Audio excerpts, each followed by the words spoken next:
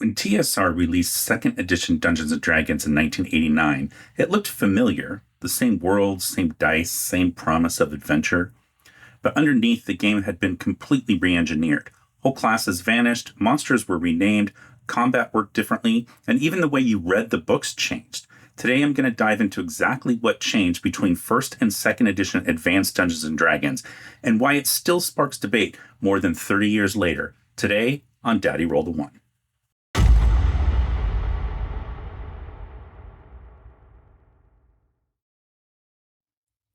Hello there, and welcome back. I'm Martin, and this is another video in my series on the differences and editions of Dungeons & Dragons, which is a sub-playlist to my overall series on the history of early tabletop role-playing games. Today we're going to be talking about 2nd edition Advanced Dungeons & Dragons, and specifically going over the changes that happened in 2nd edition versus 1st edition, and talking about why some of those changes existed, and also how it helps put another point on the road to getting to the more current editions of Dungeons & Dragons that we had. So each one of these editions that's coming out, there's little tweaks that are made. Sometimes they're major, sometimes they're little, but things are happening that are driving this game in a specific direction to get to where we are today with 5th edition, even though I don't play 5th edition or the 2024 edition or anything like that. A lot of the changes that occur in those later editions start happening earlier on. Now, I think it's relatively safe to say that if you're looking at just the TSR editions of Dungeons & Dragons, so any of the editions published up through 2nd edition, and there's also like this player's options books that a lot of people call, like retroactively, we call that the 2.5 edition. I'm not going to be talking about those today. I'm specifically just talking about the main 2nd edition rules.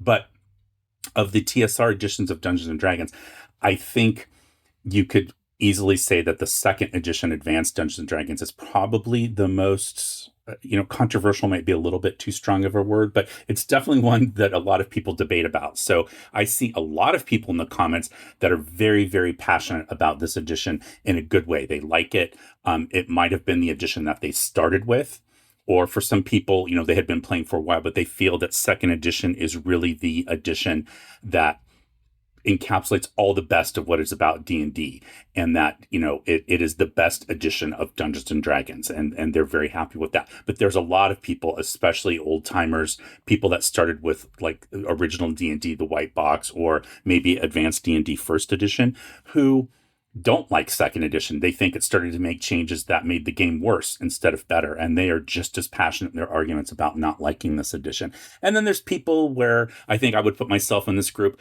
I feel that 2nd edition was really just kind of I don't want to say an evolution, because usually evolution usually implies that something's getting better. I think it's just sort of some tweaks to the game. A lot of it is it happens with the form of presentation, how rules are presented. There are rules that change, don't get me wrong, but there's nothing that would prevent you from taking, let's say, an adventure that was written for 1st edition Advanced D&D and running it with the 2nd edition rules, and you would pretty much not have to do any conversions. I mean, very, very light. So as far as editions being close together, and you have, this is specifically called 2nd edition, so it's calling it out that it's different. But in terms of the differences between editions, I would say that there are very, very few changes between 1st and 2nd edition of Dungeons & Dragons, much less so than, say, changes between 1st edition AD&D and original D&D. There's a lot of changes there. Or between 1st edition and, the basic line will they BX or back me. So these two games, 1st and 2nd edition, are, again, very, very close. So but let me know in the comments, what do you think? What do you think about 2nd edition? Now, I've mentioned before that I did collect a lot of 2nd edition materials at the time I was working on a campaign setting that shifted from 1st to 2nd edition. But I never ran that setting as a 2nd edition game, because by this point my game group had moved on to Warhammer Fantasy Battle. So I don't necessarily have the nostalgia for 2nd edition as a player or as a DM. I have it more so as like a, someone who's working on a campaign setting and using the information provided in the different supplements and stuff to help build up my campaign world. Okay, so I think one of the things that we need to talk about to understand the changes that are going to be made in second edition Advanced Dungeons and Dragons, or to talk about why this edition was made in the first place. So we are going to go over some history of, behind this edition being made. And if learning about this kind of history and learning about the differences in these different editions of Dungeons and Dragons, step by step throughout the years, and seeing how they change and modify the rules, if that is of interest to you, then please take just a few seconds to like the video, double check to make sure that you're subscribed to the channel, and then also take a few seconds to adjust the settings on that bell icon so that YouTube will notify you when I upload new videos like this one. Okay, so also the best way to know is I'm going to upload a new video pretty much every Tuesday at 11 a.m. Pacific time, unless I inform you otherwise. I'll leave a community post if I'm not going to be able to make that deadline. But my plan is, once a week on Tuesday at 11 a.m. Pacific. So you have that to look forward to. So what's the background behind this second edition being made? Well, I mentioned that it's kind of controversial among especially old-time gamers, older gamers that were around during this time when the shift was made. And one of the things right off the bat is the fact that this is the first edition, the second edition Advanced D&D is the first edition of Dungeons and Dragons that's going to be made without Gary Gygax's involvement whatsoever. So by this point, when this comes out in 1989, a number, another summer, sound of a funky drummer. I hope someone gets the reference this time, because the last time we did that, nobody did it, or, maybe very few people got the reference, and I was a little shocked. So if you're a Gen Xer, you should get that reference. But in any event, at this point, Gary Gygax has been gone from TSR for between 4 and 5 years. It just depends on how you want to look at it. So he was sort of removed from his positions as president, CEO, chairman of the board, and all of his creative responsibilities. In October of 1985, he remained on the board of directors fighting to get back his company for about a year. And then he finally sells his remaining stock in, I believe it was October of 1986, so like a year later. So it kind of just depends on when you want to look at when he left TSR, but he was effectively done as of October of 1985. But at any point, this game comes out, second edition comes out in 1989, and it's the first one, as I said, that was created without Gary's oversight. So Gary didn't necessarily write on, let's say, like the BX, the Moldvay Cook Marsh version, or the Beckme editions of D&D, but he was at the company at the time. And one would think that at a certain point, he would have at least had some kind of like overview or look through, or someone presented to him like, this is what we're doing. And he would have said that that was okay, because he was sort of running the company. I mean, with other people, the Bloom brothers were involved in that kind of thing. But, overall, he was like the guy. So you would think that he would have had some kind of oversight on that. And he had none to do with this second edition. And now that's very interesting, however, because I have talked about, and I did a video previously where I talked about, well, what was Gary's version of second edition Advanced Dungeons and Dragons? What would that have looked like? And we know a little bit of that because of articles that Gary wrote in Dragon Magazine over the years, where he started talking about, like, years before he left the company, I think as early as, I want to say like 82, 83, somewhere in that neighborhood, he starts talking about what a second edition or a revised edition of Advanced D&D would look like. And as time goes on, those changes, or his details, get more and more specific, where he starts talking about incorporating material from Oriental Adventures in 1985 and the new classes. He writes a whole article where he talks about classes that we're never going to see. Classes like the Mountebank, I think it's Mountebank. And there was like a Savant. And there was another character I'm forgetting off the top of my head, but it's all in that other video that I did. So I'll put a link to it up here. But he talks about that. So he was working on material for second edition Advanced D&D, his version, that is never going to see the light of day. Now, when Gary ends up leaving TSR, he's not able to take all his materials with him. There's, intellectual property rights and all this kind of stuff, whatever it is. They, according to him, TSR doesn't let him take the stuff because, there was a huge fear that Gary was going to create a new company and compete with and take away the, people who were playing Dungeons and Dragons and bring him into his company. Now, that's unfortunately, or fortunately, it depends on who you are, right? If you're TSR, it's fortunate. If you're Gary, it's unfortunate. That's really never going to happen. So Gary is going to continue game design, but he's never going to steal away the huge population of people that play Dungeons and Dragons. But he says later on, people, this is like toward near the end of his life, he was very active on message boards, and people asked him like, "Hey, what were these classes like? Like, what was involved with them, and like, what were you going to do with second edition, and what would have looked like for you if had you done it?" And he talks a little bit about how like he had notes and stuff on a computer. This would be very early again, computers and computer disks and that kind of thing. Like those big floppy disks. But he says like he didn't get to take any of that with him, and he doesn't remember. So one does wonder then, was TSR, did they get into his computer, look at his notes, and is any of the stuff that's in second edition based on changes that Gary was planning to make that he didn't get a chance to because he was forced out of the company? Or did Dave Cook, who's the principal author and designer of second edition AD&D, did he write it basically from scratch and not look at Gary's notes? And it is kind of tough to say because the writing in here is so different, right? When I say here, I'm looking at second edition, is so different from the way Gary writes that high Gygaxian. That's completely missing, of course. And so once that's out of the picture, it's kind of hard to tell, well, is this rule, this mechanical change, is that something that Gary would have done or not? I am kind of inclined to say that the majority of this is not based on any notes that Gary had. Because it's very consistent with, I'd say, Dave Cook's other design work. But it's hard to say. I don't have a definitive proof on that. Okay, so, but one of the reasons that this is going to come out, second edition, well, again, Gary was already working on it. You have a lot of other decisions happening at the time. So one of the things is that, they've sort of hit saturation as they're coming out with these rule books toward the tail end of the first edition line of Advanced D&D rule books. You've got books that are selling fewer and fewer copies. So Unearthed Arcana sells a lot, 1985. And Oriental Adventures sells a lot, also 1985. Both of those have Gary Gygax's name on the cover, though. Even we've talked about, even though Dave Cook wrote Oriental Adventures, Gary's name's on the cover for marketing purposes.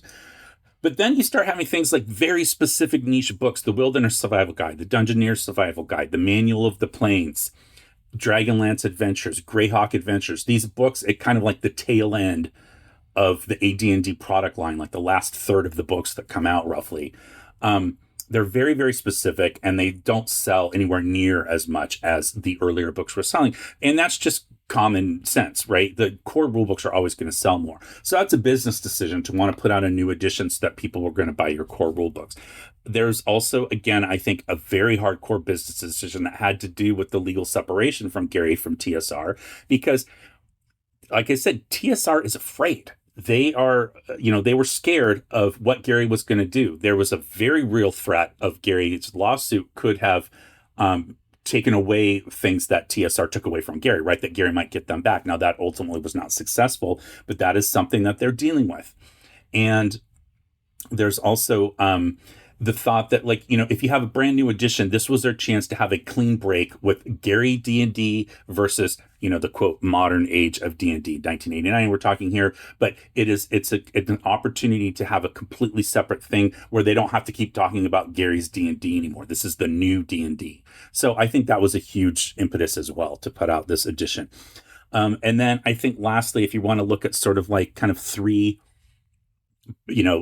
things to think about in terms of coming out with this new edition, would be the idea of the public perception of Dungeons and Dragons in TSR. And we talked all about this on my video on the Satanic Panic, which was kind of like earlier in the 80s, but it's lingering. There are people out there that had seen news reports on 60 Minutes or whatever it was that they were watching and getting kind of sucked into, where they felt that D&D was a real threat to the youth of, the youth of today, or of America, or whatever country they lived in, and that it was teaching them, satanic rituals and demon summoning and all this kind of stuff. People legit believe this.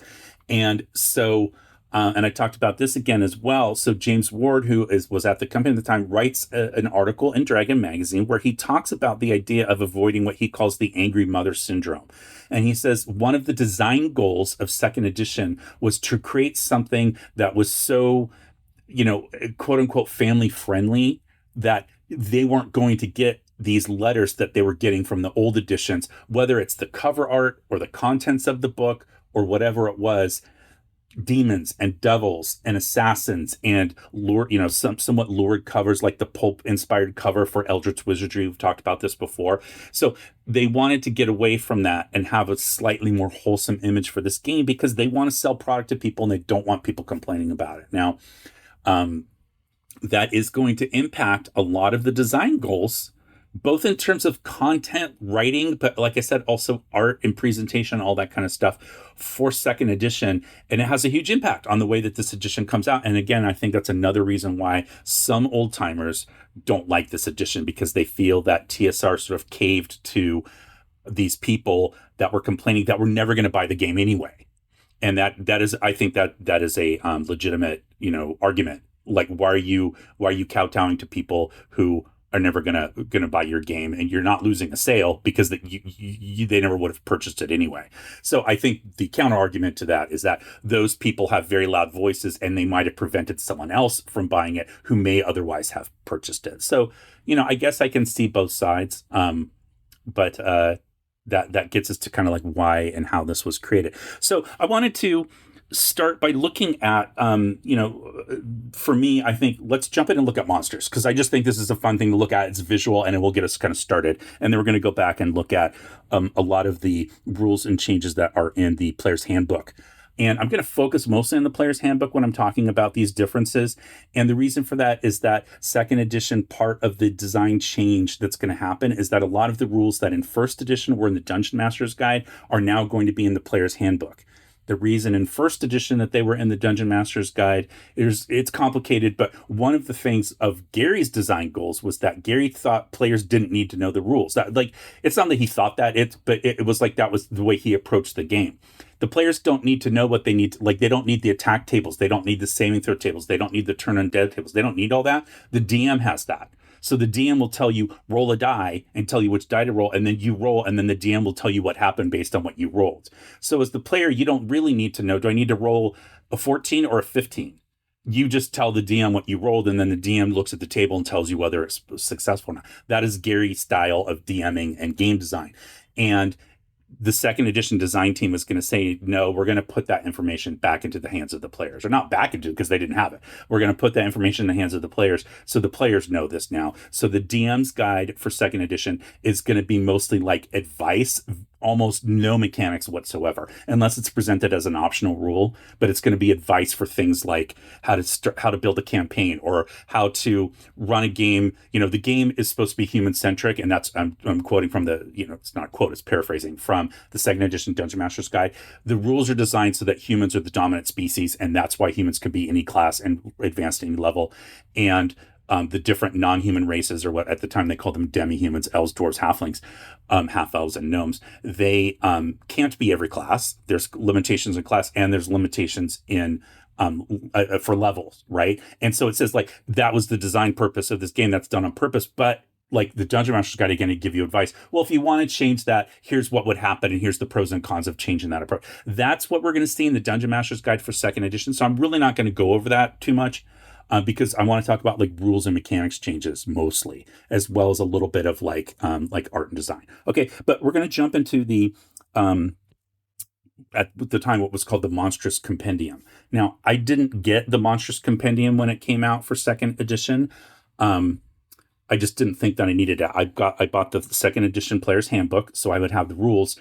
But the Monstrous Compendium was their version, second edition's version of the Monster Manual. So there's no Monster Manual for second edition. It's one of the only editions of D&D, outside of the basic, line, BX, Spec Me, that kind of thing, Holmes. And by the way, if I'm saying all these things like Holmes, Beck Me, BX, and you don't know what I'm talking about, please just check out my video on the history of D&D editions. It's like a quick 20-minute overview of every different edition of D&D and how I talk about them here on the channel, like the naming conventions that I use. And it's like I said, 20 minutes, and it covers everything from original D&D in 1974 all the way up through 5th edition in 2014. At the time when I made the video, the 2024 edition wasn't out, but it will help you understand what all these terms mean. Okay, but there is no monster manual for second edition. So first edition, third, 3.5, fourth, fifth, 2024, they all have a monster manual. Second edition has a Monstrous Compendium, first off, and it was a 3-ring binder. And I don't, like I said, I don't have it, but what I do have is this. My friend gave me this because he didn't want it anymore. This is like a supplement for the Monstrous Compendium, and this is for Ravenloft, so they called it an appendix. But it'll just give you a sense of what the material was. So they were these loose leaf pages that were drilled with holes, and then you would put these into your big binder. Okay, and so the reason that they did this was because one of the things that they heard they did a lot of research for second edition, got a lot of feedback from fans, and one of the things they heard was by the time second edition D&D comes out, AD&D comes out, there were already 3 hardback monster books for first edition. There was the Monster Manual, there was the Fiend Folio 1981, and then there was the Monster Manual 2 from 1983. So you've got 3 monster books. Well, as a DM, if you planned an adventure and you had a monster from each one of those books, then you had to cart 3 books to wherever you're playing, right? Because back then there's no online play. You're taking it to someone's house. And that they're heavy and they're bulky. And, you're going to put a lot of wear and tear in your books that way. So you could photocopy them, but then you have to find a photocopier, have to get access and then pay for it. And then you have to, break the binding on your book to get it to lay flat so you can photocopy. So the idea with the Monstrous Compendium is you have this binder with these rings in it with these different pages, and then you can take them out and just grab the ones that you need for a campaign. So that's one design goal for that. And then the second one was as these because they know there's going to be new monster books come out, right? That's the other thing. The Monstrous Compendium comes out, but they already have planned. There's going to be appendices for each of the campaign settings: Greyhawk, Dragonlance, Forgotten Realms, Ravenloft, all that kind of stuff. And then they're going to keep coming out with just like more and more monsters because they're popular and people want more monsters, right? So one of the thoughts was that, well, you could take these pages and then you could alphabetize your book the way that you wanted. And one of the reasons that you could do that, one of the ways, is because each monster is on its own page spread. So you see here on the screen I'm looking at, if you're listening and not watching, I just flipped it open here, and you have the Shadow Fiend on the left-hand side and the Giant Skeleton on the right-hand side. And you see there's a little bit of space left here at the end of the Giant Skeleton page, but they don't start the new monster here. That just starts on the next page. So each monster was almost always on just a single page, so that one, prevents flipping at the table, but 2, it meant you could slot it into your book. Now, the downside of this approach is you can see these are printed front and back. So I'm going to go here and look at this monster here. So you have here the Ghoul Lord on this page. So this would be a right-hand page because of where the holes are to put it in your book, okay? So maybe you put the Ghoul Lord in, so that would probably come after Ghoul. But then when you flip it over on the back, you have Goblin, but it's spelled Goblyn. Again, this is from the Ravenloft setting. So in your real book, though, the Goblin spelled Goblin alphabetically would come first. So while you could slot these into your book, they're never going to be fully alphabetical because of them being printed front and back and supplements having pages that don't make sense. Hopefully you kind of get what I'm saying there. So that was a complaint a lot of people had. I think it's a silly complaint because there's no way to avoid that, but it does kind of defeat the purpose of alphabetizing your monsters in your book because they're not always going to be alphabetical because they're printed this way. However, this was a huge deal back then to have these monsters printed on these different spreads here, or just single pages, so that again there's no page flipping. Also, every single monster is illustrated, unlike the first edition monster manual. I think there were some that didn't get an illustration. In here, every monster gets an illustration. It's usually pretty big, larger size. And another thing that they add in here is they start adding ecology. Okay, so they add some ecology for these monsters. You see here, habitat, society, and ecology. Okay, and that's for every single monster. So it helps you ground it in the world, and it starts to help kind of create an implied setting. I talked about that in my last video on the default settings of every edition of D&D. But this was a huge deal to have this kind of flavor in the monster descriptions. Now, some people don't like this because they feel that, they make up their own flavor and they don't want to read through all this. I get that. But it is very evocative, and it kind of helps you understand how this monster works within the society. There's also a section on combat, which is super helpful as a DM. So again, if you're used to more modern editions, all of this is kind of like old hat to you by now. But this is the first time that had been done in a Dungeons and Dragons game where the monsters are laid out very, very clearly: combat, habitat, society, ecology, and the combat's telling you like what are the typical actions that they would take on different rounds, so that as a DM, and it gives you like, I'm horrible at tactics. I always admit that. Like, I'm not great at coming up with tactics for my monsters. And so having stuff like this is a helpful starter. I don't always use that as is, but it's a good place to start. So that's one of the things, and that's the Monstrous Compendium. Okay, so we see kind of the layout, the change in layout, the change in organization. Okay, second edition is very big on this, like these light blue headers. You're starting to see a more consistent presentation happening in second edition. And that's part of the marketing of this game. It's to make it more attractive on the shelf for people so that it looks more professional. The fonts and the cover designs and all that stuff in the first edition books, we've talked about that before, until you get to the Orange Spine series where at least the covers look the same. But the interior of the books don't always match, right? As far as like how big are the headers and again, like the fonts and all that kind of stuff, there's usually a little bit of consistency with fonts, but like header size and things like that, it is kind of like across the board. It doesn't have a consistent look to it. And second edition's really going to focus on, when you pick up a D&D book, if it is a second edition book, because they all look the same format and layout and things like that. Well, that's going to carry over through all of the books. But also, I just kind of wanted to mention, like, there's going to be some other things that happen in terms of the presentation and the visual changes. So one of the biggest changes that's going to happen, and it is going to happen in the monster books, is they're going to change the names of demons and devils. So first, they're going to remove them entirely. Okay? So they're going to get rid of demons and devils, and that's going back to that article that James Lord wrote when he said that he didn't want to get letters from angry mothers complaining about demons and devils. When they finally add them back, they're going to call them Batazu and Tanari. So they're still going to put them in there, but they're described more as like evil outsiders. They're not described as like denizens of hell. They're the same exact monsters. They just changed the name, but that's being done for marketing purposes. And again, that's a thing that a lot of people don't like. Okay, and then other things are going to change, like, again, and I'm just focusing right now on like presentation and visual changes. So magic user is no longer going to be a term that's used. They're going to change magic user to mage. And then an illusionist is no longer a subclass of magic user. It's now an example of a specialty wizard, because the classes themselves are going to be grouped into sort of 4 overall umbrellas.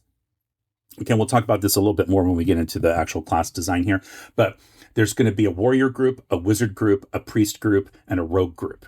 And then within that, all the other classes are going to fall. And so the illusionist class or subclass from first edition Advanced D&D is going to become a specialty wizard as part of the overall wizard umbrella of class concepts in second edition D&D. So a little bit of changes like that. And just, other things I talked about, like the movement of certain tables from the Dungeon Master's Guide into the Player's Handbook. So as an example, you'll see that. So the Turning Undead table for the clerics has moved from the Dungeon Master's Guide here to the Player's Handbook. So again, just an example of the change in how we're going to organize the information for the game. So most people would say this makes it easier. I think it would be easier if it were listed with the cleric class, but instead it's listed as a sub part of the combat chapter. So, I mean, I guess that makes sense. Turning Undead's maybe part of combat, but in any event, it's going to move to the Player's Handbook. Okay. Now, I did talk about there was no monster manual for Advanced D&D Second Edition. Well, there is going to become later a hardback book called the Monstrous Manual, the Monstrous Manual. So it's taking Monstrous Compendium and then just tacking manual on the end. But this is the hardback book for the monsters that comes out later. And it's sort of like they took the best ones from all the previous compendiums that had come out. I think this comes out in 1991, if I'm not mistaken. And this is probably my favorite monster book of all editions of Advanced D&D, and it's partly because of the art. I love the art here. This is by Tony DiTerlizzi. Now, he's going to become the primary artist behind Planescape, but I first saw him here in this book. He doesn't do all of the art, but I think the most iconic art from the Monstrous Manual here is the stuff done by Tony DiTerlizzi. So he does a lot of the humanoid type characters, not all, but like the Ettercap is his, and probably my favorite of all of them is going to be this guy here, the Mind Flayer or Lithid. I just love that, the little hat and the robes and all that kind of stuff. I just think it's really cool. Anyway, this is going to be like, I think they saw at a certain point that people really wanted a hardback monster manual. So they tried something different, which is going to be a key hallmark of the second edition Advanced D&D. They're going to try things and see if it sticks. And the Monstrous Compendium doesn't really stick. So we're never going to see that version again in a future edition. So that would tell me that it probably just didn't work, which is why they end up publishing this book. Okay. But another thing to talk about with the second edition books, as far as the visual presentation, is going to be the cover art. So this is something that TSR kind of started in the second decade of D&D's life, really in 1983, so almost a decade in. And they shifted the cover art for their advanced D&D books to all have the same artist. So you've probably seen before the cover art for the original advanced D&D books. So the Monster Manual here, this is by Dave Sutherland III, the original Monster Manual cover for AD&D. And then the Player's Handbook for first edition from 1978. This is by David Trampier, or Tramp. And then the cover for the Dungeon Master's Guide 1979. This is also by Dave Sutherland III. So if you just look at these three books, partly because the cover artist is different, they look a little bit different. And then you just have, like, they're small, minor things, but like, you've got a change in the logo here based on when these things come out. You have this on the Player's Handbook, compiled information for players and dungeon masters written all the way across, whereas on the Monster Manual, it's stacked. The title Monster Manual, the font is much bigger than it is on the Player's Handbook. I know these might seem like minor things, but all these kind of go to not create a consistent look to this presentation. Okay, so my Player's Handbook is obviously a later printing, and that's why the logo is different. So that's not necessarily the problem of the logo, but and then, on the back, they're also slightly different. I mean, they're trying to keep, they've got this oval thing. You've got a wraparound cover. But in any event, in 1983, TSR is going to change the cover art for their books. So this is, again, the original artwork for the Dungeon Master's Guide, 1979. And in 1983, they're going to revise it with this cover by Jeff Easley. Contents of the book are exactly the same. It's just a new cover with this orange spine. So they're going to redo the art for all of the core books, with the exception of the Fiend Folio. That's the only one that doesn't get revised art. And they're going to put this orange spine, and then they're all going to get a painting all by the same artist, all by Jeff Easley. Well, that's going to continue into second edition. So Jeff Easley is going to do the cover art for the hardback books for second edition. So Player's Handbook, again, I don't have the Dungeon Master's Guide, but you can see the cover here. And then he's going to do the Monstrous Compendium, which you saw earlier, and then even the cover for the Monstrous Manual that comes out later. So, but you can see they all have the same logo, Advanced D&D Second Edition, and the artwork being by the same author with the black stripe down the left-hand side. All of that kind of helps tie everything together. So the first edition books weren't bad. They had that yellow bar across the top that said Advanced D&D. They were getting better at the marketing, but once they changed to the orange spine so that everything had that consistent look, especially because all the books have the same cover artist, that makes a huge difference. And then they continue that in second edition.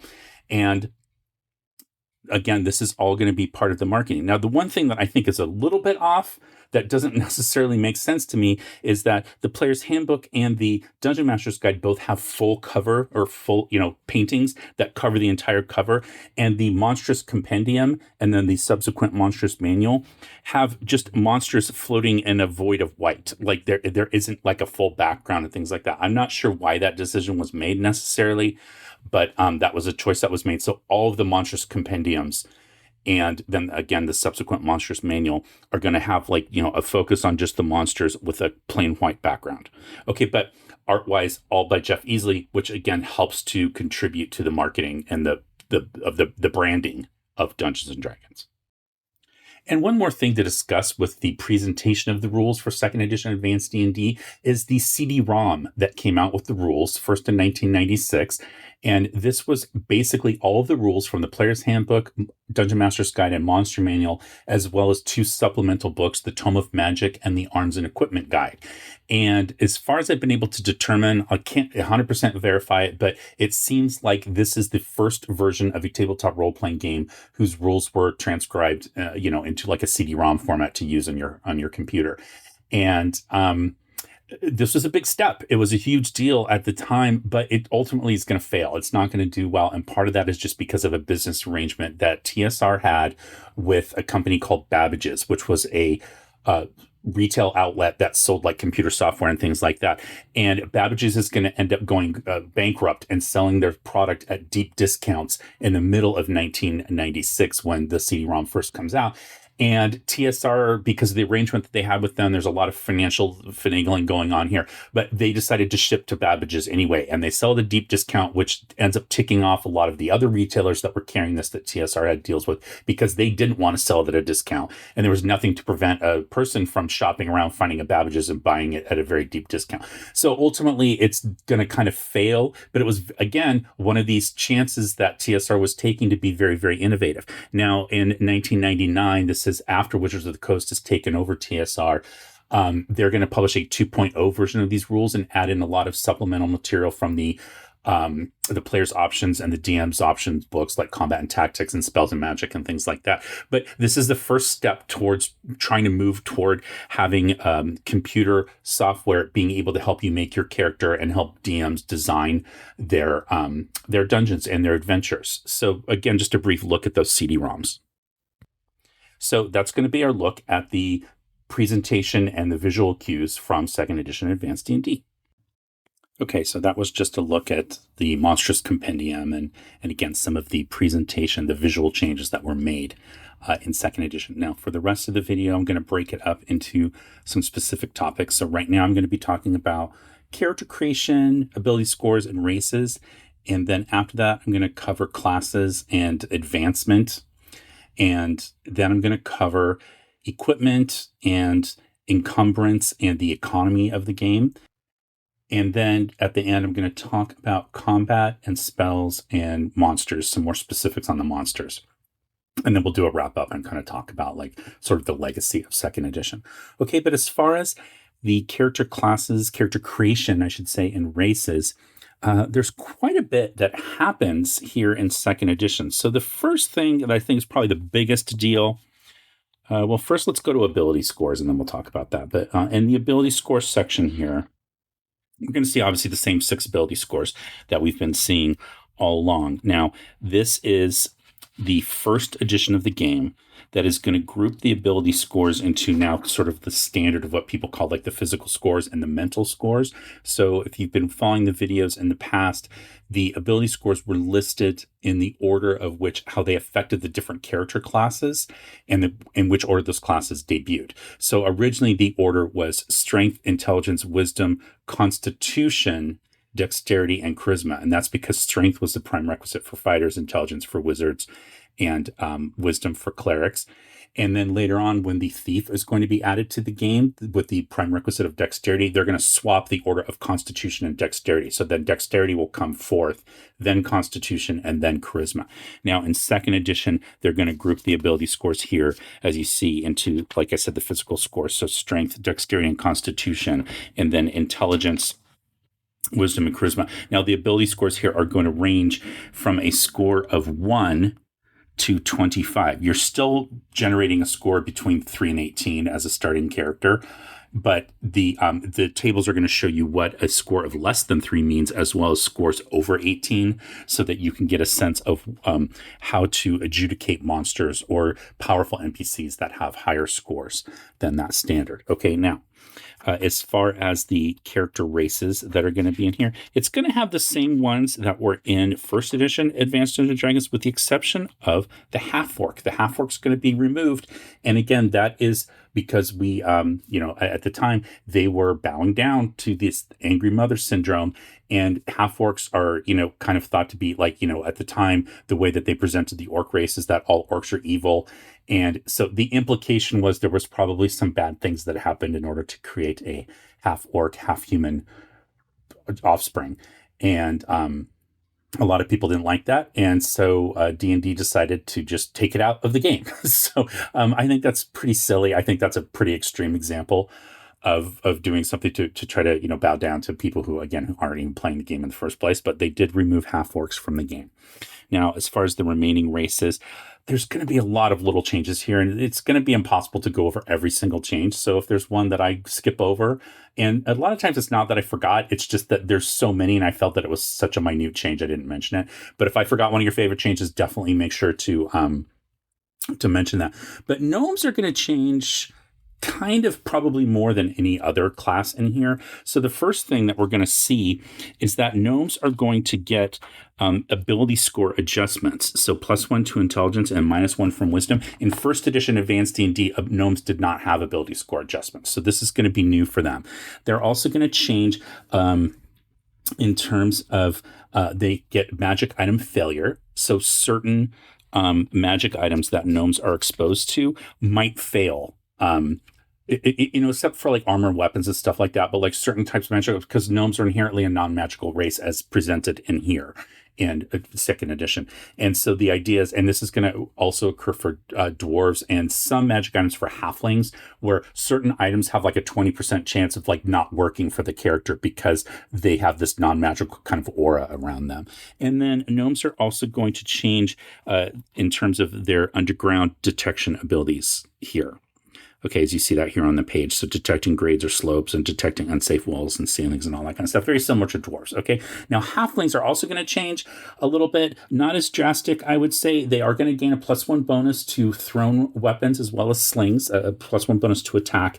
And they're going to remove that 20% chance for rings to fail for gnomes. So I thought that was kind of an interesting artifact from the first edition advanced D&D. It's buried in the Dungeon Master's Guide, so it's not in the player's handbook, but there's a note in there that magical rings have a 20% chance of not working for halflings, and they're going to remove that here in second edition. And then the other change for gnomes or for halflings is that they're going to change their base movement from 9 inches per round to 6 inches per round. And that's something that we're going to see continue in future editions of D&D, is that halflings move a shorter distance because they're smaller and they have shorter legs. And so they can't move as far in a round. Okay, but there's just a bunch of other like little tiny changes in here. So racial ability score changes are going to change in this book from what was in advanced D&D. But so as far as like what the minimum and maximum is for all different characters, all different races, I should say, and then all the different ability scores, they're just going to remove this idea of different like minutes and max for male characters versus female characters. That's removed from this edition as well. We're going to see that the races don't get starting languages anymore. So in first edition advanced D&D, all of the races started with a list of languages that they just already knew. That's going to go away in second edition. And also the bonus languages that they can learn based on their intelligence is not going to be determined by what race they are. So it's sort of like any race can learn any language. And so, kind of making it a little less, I guess, world specific, and making it a little bit more generic, which I don't always think is a good idea, but, that's what they're doing. Now, there's going to be another change in here, which is going to be the aging of ages of different races, the starting age and the maximum age, and they're going to reduce the maximum age quite a bit for all the different races. So you see the elf one here is probably the biggest example. So the maximum age range for an elf is 350 years plus 4d100 years. So if you rolled really, really well, your maximum age could be 750 years. Chances are you're not going to roll that well.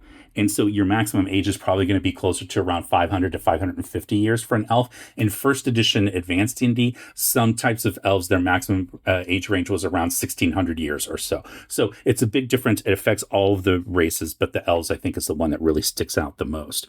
So another thing that's going to happen in here, I alluded to this earlier, is this idea that in these versions of D&D, not every race can be every class. So there's limitations to the classes, and then there are level limits. So an elf can be a magic user as an example, but they can't advance to unlimited level like a human could. There's a level cap for an elf, okay? And this works for every race. Like there's level caps for elf fighters and dwarf fighters and halfling fighters, etc. Okay, so the however, what's going to change in here is that these level limits for these different classes are going to be higher than what they were in first edition Advanced Dungeons and Dragons. So they're raised higher. And then in the Dungeon Master's Guide, there's going to be additional optional rules that are going to say, okay, and if you don't like those level limits and you want to expand them even more, and it's going to tell you, like, if you have a score of a 15, 16, 17, or 18 in the prime requisite for the class that you're operating in, that adds either a 1, 2, 3, or +4 to the level limit.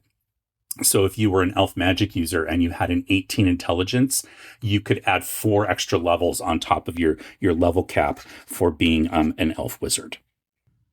So here's the table for the demi-human level limits by class from the Dungeon Master's Guide. And as you can see, an elf mage has a level limit of 15. But again, if they had an 18 intelligence, then they could, with this optional rule, they could raise that to 19. So already that 15 is really high. That's much higher than it was in first edition, which is, I think, maybe 7 or 8, maybe 9, but it was much lower. And the fact is, most people aren't playing to the very high levels anyway. So if you're making the maximum level 15, you're really not, quote unquote, penalizing an elf for being this. Now, you'll see here on this table, another change that's going to happen with these level limits is that in first edition, Advanced Dungeons and Dragons, and this is something that it was a throwback to the Greyhawk supplement 1 where the Thief class debuted.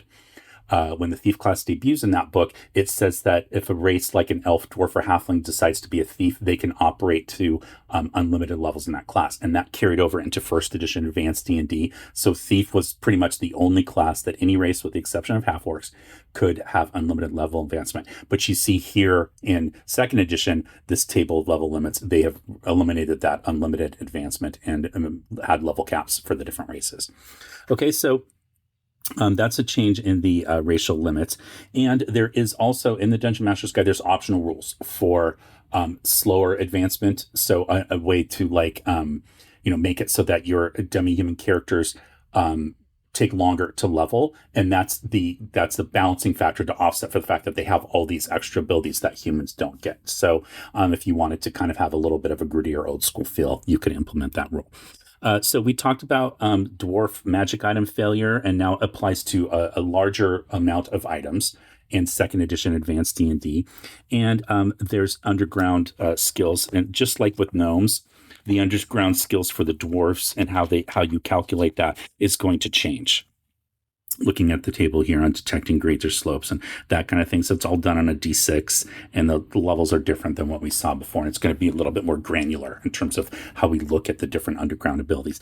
And then lastly, and this is kind of a cool change, I think, actually, I don't like this change, but I guess if you played elves, you would like this. In first edition Advanced D&D, elves could not be resurrected. They would not benefit from a resurrection spell. And again, that all of a sudden has a built-in implied setting implication to that. Like, why is it that an elf can't be resurrected, but every other race can? What does that say about elves and how they relate to the other races? And in second edition Advanced D&D, they're going to change that, and they're going to allow elves to be resurrected.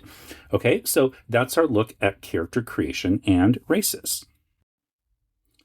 Okay, and now we're going to look at some of the changes that happen with the character classes and their advancement, and also the introduction of a proficiency system into second edition Advanced D&D. So I can't go minute changes class by class because that would just take up the entire video, but you're in luck if that's the kind of stuff that interests you, because I do have some other videos I've been making where I'm looking at each of the different classes throughout the TSR editions of D&D. So I stop at second edition, but I compare classes between original D&D, Holmes Basic, first edition Advanced D&D, and second edition Advanced D&D, and then also the BX Moldvay Cookmarsh version, and then if anything changed with the Beckme edition, and looking at like the changes made for different classes. So far I've done fighters and I've done magic users, and that series will continue. I'll cover probably clerics next. That should be coming up in the next few weeks or so. So if that kind of those specific edition by edition changes are something that interests you, definitely check those out. There's a playlist for them, and I'll just keep adding to that playlist as I make more videos. However, for second edition, I'm going to keep it a little bit more top level, but still get into a few of the changes. Now, one of the things that's difficult to compare here is that between the publication of first edition Advanced Dungeons & Dragons Player's Handbook from 1978 and the 1989 second edition Advanced D&D Player's Handbook, there was another book that, well, there's a lot of books, but there's a book that came out in 1985 called Unearthed Arcana. And in this book, 3 new character classes debut, which is the Cavalier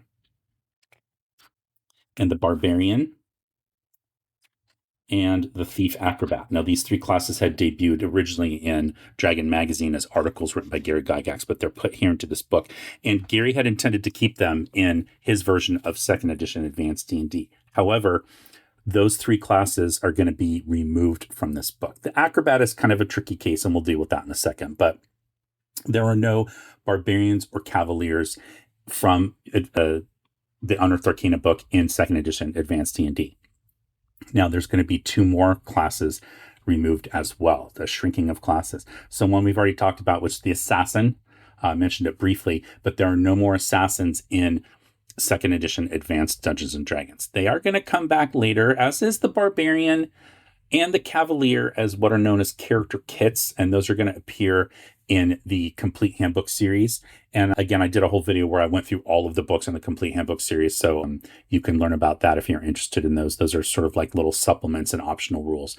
And so Assassins and Cavaliers and Barbarians appear as character kits, and eventually the Barbarian's going to get its own book, and it's going to be remade into a class, but it was optional. Now, the other class that's going to be missing that was in the first edition Advanced D&D Player's Handbook that is not in second edition Advanced is the Monk. Now, one of the reasons for that is that in the article that Dave Cook writes in Dragon Magazine, where he talks about what's going to be and what's not going to be in second edition, he does mention that he's not going to include the Monk because to him, the Monk belongs in the Oriental Adventures book, which also debuted in 1985. We talked about that. And he feels that it more belongs in that setting. And he says that it never really belonged in kind of like this faux medieval Western European setting that most D&D takes place in. And so he's going to leave it out because if you want to play Monk, just use the one that's in the Oriental Adventures book and play it that way. Okay, so those are all going to be removed. And then we talked about, another big change with the classes in here is sort of this regrouping of how they're going to organize these classes. So now it's no longer class and subclass. It's going to be these overall groups of classes, player character groups. Okay. And again, those are going to be warrior, wizard, priest, and rogue. Okay. And then within the warrior group, you have fighters, rangers, and paladins. Okay, now, one of the interesting things that's going to happen here, again, is that they're going to group all the experience points tables for the classes within these character groups. So rather than list them class by class, because usually they're going to be the same. Now, in the case of the fighters, it's a little bit different, but you see the fighter experience point table here, and then the paladin and ranger experience point tables, and then they all use D10 hit dice. So there's already some changes here. First, the paladin experience points are changing a lot. They're being reduced. So, for example, in first edition Advanced D&D, a paladin needed 2,750 experience points to advance to level 2, but that's been reduced to 2,250. And then in first edition Advanced D&D, rangers got 2d8 hit dice at first level, and then thereafter they got 1d8 per level, starting at level 2. So at level 2, they would have 3d8. At level 3, they had 48, etc. They've moved them to just getting d10 per level. So that's the change that's going to happen with the ranger. So these are the kind of changes I'm talking about. They're very minute. And if you were to play a ranger from first edition in second edition D&D, like that 2d8 hit points at first level is probably not going to make that much of a difference. But it is more consistent to have them kind of done that way. So I think the biggest changes that are going to happen here are going to be first off, as far as specific classes, the Ranger is completely rebuilt from scratch. So the Ranger from second edition Advanced D&D has very little in common with the first edition Ranger. This is the edition where you get the idea that Rangers don't get penalties for fighting with 2 weapons, but only if they're wearing light armor, like studded leather or leather armor. And so, I know a lot of people like to make fun of this character, but it was very novel when it came out in the books the Forgotten Realms books and I never know how to pronounce his name, Dritz Jordan or whatever his name is, the Dark Elf, the Drow Ranger, using the two weapon fight. Like, a lot of people again like make fun of that now, but again, at the time when that came out, no one had seen anything like that before. But that was being written with these rules from the second edition book here that says that Rangers can fight with two weapons with no penalty. Again, if they're lightly armored. They're going to remove the magic user spells or the mage spells, wizard spells, whatever you want to call it, from Rangers that they got in first edition, and only have them cast priest spells, but only very specific priest spells from the animal and the plant spheres. And we're going to talk about those spheres in just a second. But it's essentially like a complete rebuild of the Ranger class. Now, the other class that's going to get a giant rebuild in here is going to be the Bard.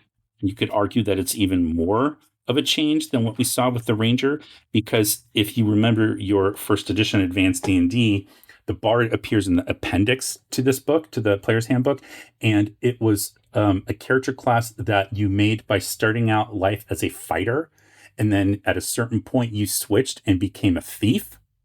And then at a certain point after that, it's somewhere between levels like 5 and 8. So between, after 5th level for fighter, but before you hit 8th level, you would become a thief. And then you were a thief for, between 5 and 8 levels. And then before you hit that 9th level thief, you became a druid. But once you became a druid, you were now a bard. So you kept all the abilities you'd gain as a fighter, all the abilities you'd gain as a thief, and you get all the druid abilities. And on top of that, you get all the abilities of a bard. It was a crazy class. Very difficult to qualify for legally without cheating, and it took forever to actually get to play the character you wanted to play, because you've got to play through between 10 and 19 levels of some other character classes before you can even start being a bard.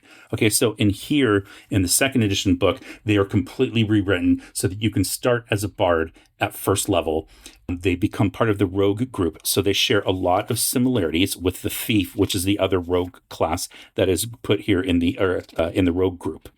Okay, and they get their own spells. Okay, which is going to be again very different. Okay, than what we had seen in first edition Advanced D&D, and they get like a lot of kind of thief skills, which the first edition bard didn't get. So they're going to get climb walls, detect noise, pickpockets, read languages, that kind of thing. So it's a complete shift. It's much closer to the bard that we see in later editions of the game, 3rd, 4th, and 5th edition. Those editions of the bard are based on this one in 2nd edition, not on the more kind of combination of, the druidic and Welsh inspired bards that we saw in 1st edition. It's going to be very different here in 2nd edition.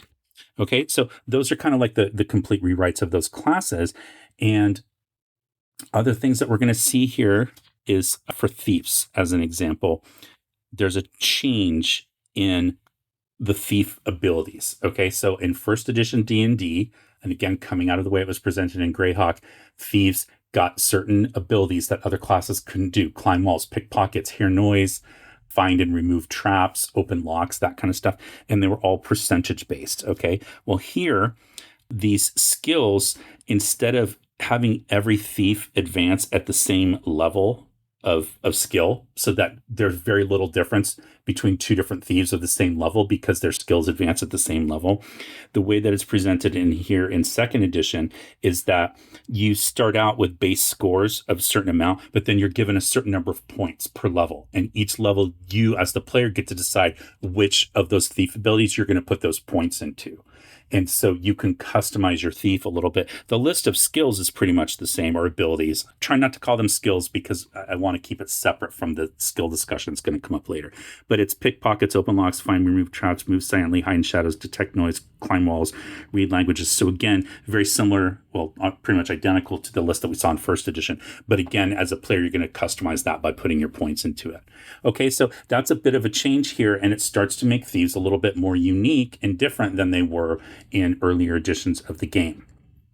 So I talked about the Paladin XP tables. A lot of the XP is going to change. The fighter one remains pretty much consistent, but a lot of the other classes are going to change the way that the XP is calculated. There's different prime requisites now for each class, or the numbers might be different, right? What score do you need in order to qualify for a specific class? And there's going to be, again, really minor stuff like fighters get weapon specialization. We talked about that in my video on the fighters through the editions, but the way that weapon specialization works for bows and crossbows and all that is different in this version of the game in second edition than the rules that were presented originally in Unearthed Arcanas, where weapon specialization debuts for first edition advanced D&D.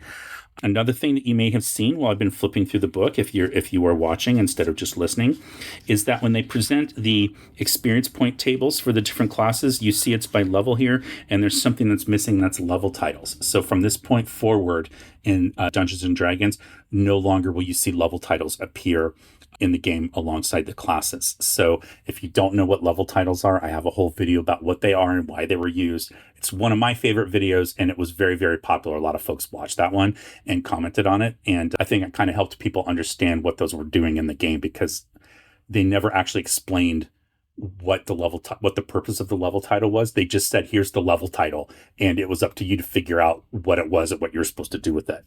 And so I talk about that in that video, so if you're interested in that. There are tweaks in here for multi-class characters and dual-class characters. So as a reminder, if you don't know the difference, in this version, TSR versions of D&D, only demi-humans, so elves, dwarves, halflings, gnomes, half-orcs, half-elves, whatever. Of course, there's no half-orcs. Again, we talked about in second edition, at least in the core player's handbook. They'll come later. They were the only characters that could be multi-classed, and you operated as both of your classes, or sometimes you could have up to 3 classes, but you operated in them simultaneously. So you started out first levels being like, say, a fighter mage as an elf, or maybe you as a halfling, you'd start out as a fighter thief, or whatever it was that you were. So you start with both together. You add your hit points together and then divide by 2. And then you had to split your experience points across each class as you leveled. Okay, so as you gain experience points, it gets split evenly between both classes. You don't get to pick how you're splitting it. It gets split evenly.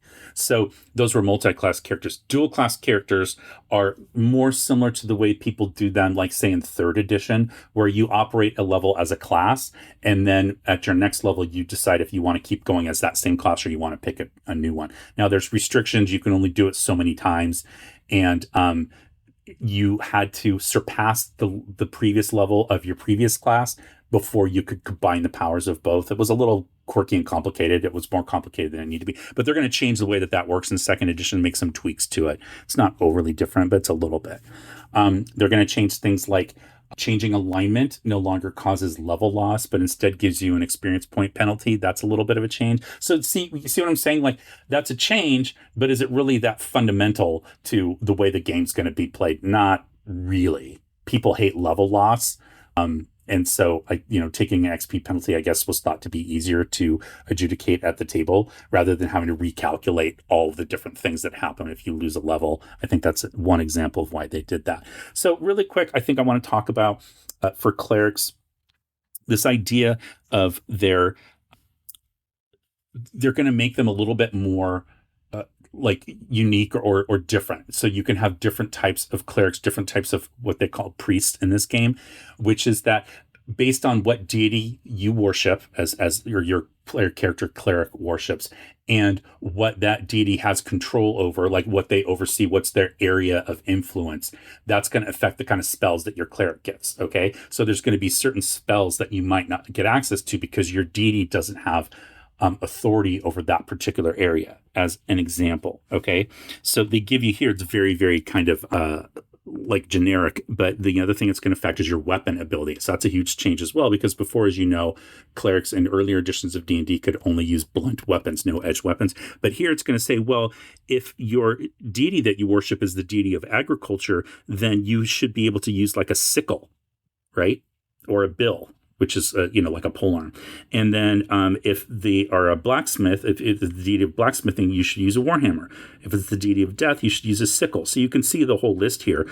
But it gets into weapons that traditionally had been banned from being used by clerics. So like if you worship a deity of war, it's basically saying, yeah, battle axe, mace, morning star, spear, sword, go for it. Because those are weapons that your deity probably would be associated with. So that's one change. And then the other one, again, is going to be these spells, different kinds of spells. And so you see the spheres that are listed here, like animal, astral, summoning, protection, plant, necromantic, healing, guardian, elemental, divination, creation, combat, charm, sun, and weather. So when I was mentioning earlier that ranger's spells could only be within the plant and animal spheres, that's what I'm talking about. And it's going to group the spells and tell you which spells fall within each of those different areas, or again, spheres. So that's a change with the clerics. And then actually magic users are going to get something kind of similar. So the magic system in here is going to change to where, again, you have all these different specialties or schools, right? So you have abjuration, conjuration, summoning, greater divination, enchantment and charm,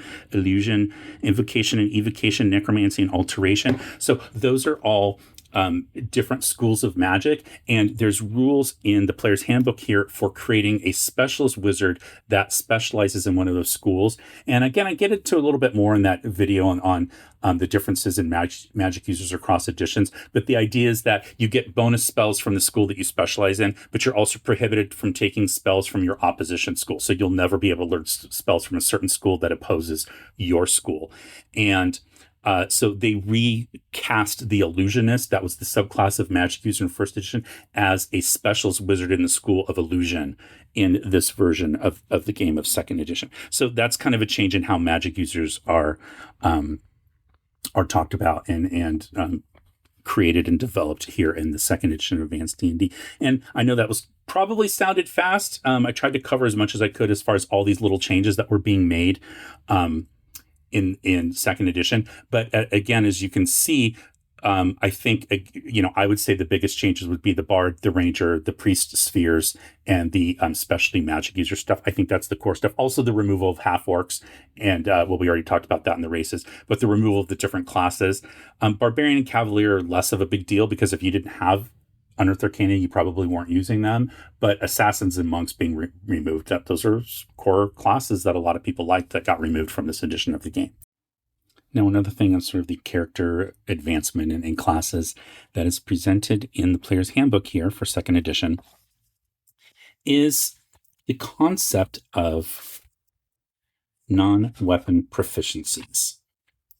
So non-weapon proficiencies are the second edition sort of version of skills, is the easiest way to say it. So they do present this list first off of secondary skills. This is a holdover from the first edition Advanced D&D Dungeon Master's Guide from 1979, where it listed some secondary skills that your characters could have, which is really sort of like a background. It was meant to kind of imply, like, what does your character do before becoming an adventurer? And there's really no rules or mechanics behind it. It's really up to the DM to determine how to implement these in the game based on how the player suggests using it. Okay, so that's the secondary skill system. But then it tells you, but if you want to go farther than that and do more and figure out, like, what are some abilities that your character might have, use this non-weapon proficiency system. So again, like I said, it's a cumbersome term to distinguish it from weapon proficiencies, but it was a way of introducing skills to the game. So 1989, now this is 15 years after Advanced D&D, original D&D had debuted in 1974. And there's been a lot of game design changes happen in the industry of role-playing games since that original game. So D&D is, of course, a class and level game. And your class tells you what your character kind of is good at, right? But a lot of people didn't like that, because a fighter from campaign to campaign to campaign, unless the player is really imaginative, and really, to me, that's on the part of the player, a fighter between different campaigns, different games, can start to feel very much the same, right? And so, and the same with the other classes as well. Fighters usually the example that people point to. And so you start to have other games come out, like Traveler, that has no classes. That's 1977, right? Has no classes. RuneQuest comes out a year later, 1978, by Chaosium at the time, and it also has no classes. So it's a fantasy game, but it is based on skills. It is based on picking the skills that your character is good at and building your character that way. So getting away from this idea of having classes and levels. And so a lot of people liked that because they thought it was more customizable. Okay, I'm not here to make arguments about. I have whole videos on skills in D&D and that kind of thing, so you can search those out if you're interested in that kind of point of view. But non-weapon proficiencies originally debut in this book from 1985. This is Oriental Adventures. So this is where Dave Cook creates the concept of non-weapon proficiencies, and they get carried over into the two books that come after, which is going to be the Dungeoneer's Survival Guide and the Wilderness Survival Guide, and they get expanded upon. So what starts to happen, unfortunately, is that the non-weapon proficiencies that are in Oriental Adventures are very much things that are, it's like, for a samurai character, as an example, tea ceremony, there's acting, there's calligraphy, there's this kind of stuff. But then the Dungeoneers and Wilderness Survival Guide start to create non-weapon proficiencies like blind fighting and blind sense and direction sense and things that have more of a utility in combat. And so then you got this problem, because if you have a non-weapon proficiency called blind fighting, as an example, and anybody can take it, and most people do, and you don't because you took tea ceremony or something like that, it starts to feel like you're being penalized for role-playing your character, because you can no longer fight if it's completely dark, or if you get blinded, someone throws sand in your eyes, whatever it is, whatever the case may be, casts a darkness spell. And so the blind fighting, you can see immediately what are the ways that I would use that non-weapon proficiency. And tea ceremony or calligraphy starts to sound a lot less desirable because it's not something that's actionable in combat.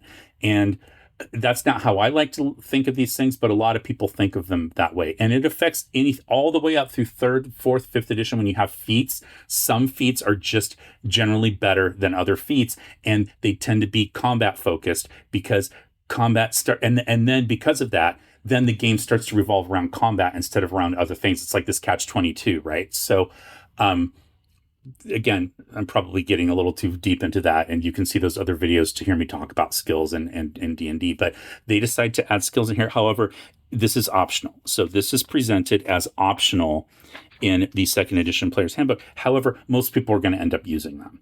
So the way that they work is that each one of these non-weapon proficiencies is put into a different bucket of skills. You have general, priest, rogue, warrior, and wizard. And then each one is tied to an ability score, very similar to what you'd see in, again, 3rd, 4th, or 5th edition. And then they give you a check modifier based on how difficult it is or easy it is to accomplish this task. And then it's a D20 roll under. So basically what you do is you compare it to your ability score. You apply the check modifier, if there is one, to your die roll. And so in this particular case, you want to roll under your score. So if you roll the score or under, then you've accomplished the task. And if you roll higher than your score, then you didn't accomplish the task. So that's basically the gist of the system here. And again, it's presented as optional, but it's going to be a core focus of the game for a lot of people. They're going to try to customize their characters using these non-weapon proficiencies. And as you get deeper into the 2nd edition era with all the supplements that come out, like the complete handbooks that I talked about before, all of the optional rules in there, almost all of them, are built around the idea that you're using these non-weapon proficiencies. So they're going to create character kits, like I mentioned, like the barbarian is a character kit for the fighter's class. And so it's going to say, well, to be a barbarian, these are the non-weapon proficiency skills that you have to have. These are the bonus ones that you get. And then these are the ones that you can never take because you're a barbarian and that's the culture that you come from, as an example, right? To help you define a barbarian type character based on the non-weapon proficiencies that they have. Okay, so that was classes, advancement, and proficiencies. Next up, we're going to talk about equipment, economy, and encumbrance. If you would like to support Daddy Roll the One, there are 3 ways that you can do that right now. The main ways would be to become a super fan of the channel. You'll join this list of other folks who have contributed to the channel by hitting that little heart icon with the $sign in it and giving me a thanks for the time and effort that goes into researching, recording, editing, and publishing these videos. So I would really appreciate if you have the means of doing that, and you'll get your name listed up here with these other folks in all future videos going forward. The other thing you can do is buy some merchandise from Daddy Roll the One. So you can get t-shirts, hoodies, mugs, or tote bags from my spread shop. Or if you're more into paper goods, you can get stickers, posters, or notebooks from my shop at Redbubble. Now, the notebooks are kind of fun because they come in both spiral bound or hardbound, and you can get them with blank paper, lined paper, or with graph paper. And so obviously you can use a graph paper like draw dungeons and things like that, or, just take notes during your game. I also think the posters, especially the dice pattern posters, would make an excellent addition to a game room. So you'll find links to all that down in the show notes below. And then the third thing that you can do is buy my supplement written for old school fantasy adventure games, mostly class and level games. But there's a lot of ideas in here that are applicable across a wide variety of systems. And that's Alchemy, Explosives, and Inventions, a complete handbook to expert characters in old school fantasy role-playing games. So it's got 15 different backgrounds for expert type characters, and then those are accompanied by dozens and dozens of random tables to help figure out their equipment, personality, missions, that kind of thing. There's 3 new character classes: Alchemists, Demolitionists, and Inventors, pages of new equipment. There's a 3-story guild hall map with NPCs, intrigue, secrets, adventure hooks, all that kind of stuff. You can use it as a base of operations for your expert characters, or as a place just to explore that characters come across in a town. It's got ideas for running expert themed campaigns and inspirations of different media that you can use from movies, comic books, music, TV shows, books. And it's available in both PDF and softcover POD from Drive-Thru RPG, and you can get it in that parchment paper that you saw here a second ago, or you can get it in plain white paper background if that's easier on the eyes. So links to that are in the show notes below, and thank you so much for your support.